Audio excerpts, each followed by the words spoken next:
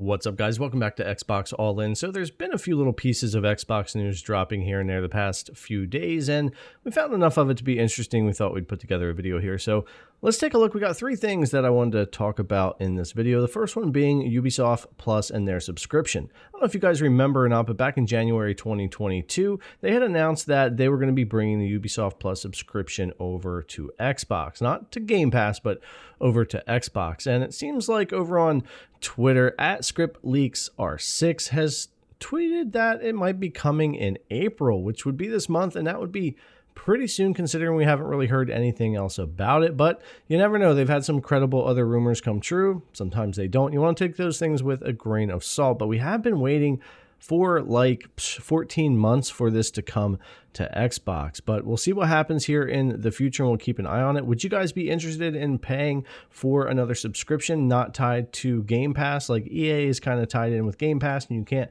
purchase their Pro sub like you can over on PC, but what Ubisoft's trying to do is bring that Plus sub over that's like $18 a month on PC and bring it over to Xbox so you would get day one releases and all of that. I'm not quite sure how they want all of that to work with their current integration with Game Pass and their own sub, but anyways, let us know in the comments down below.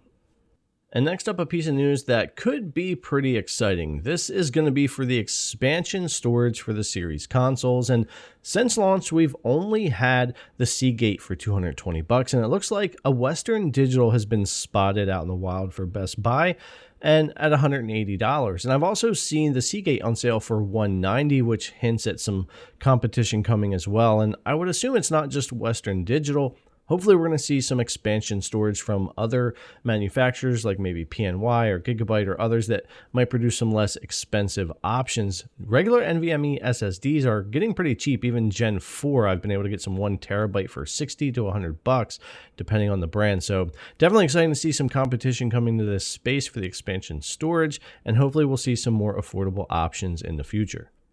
And the third thing I want to talk about is Quantum Break, a game I played back at launch in 2016, and it was interesting and ambitious as Xbox was really into TV back then. It had 30-minute live-action episodes in between the chapters you played in the game. So this is being removed here, I believe, in April, and it's pretty noteworthy considering it is an exclusive title. And they did have to do this with a Forza Motorsport previously due to music rights.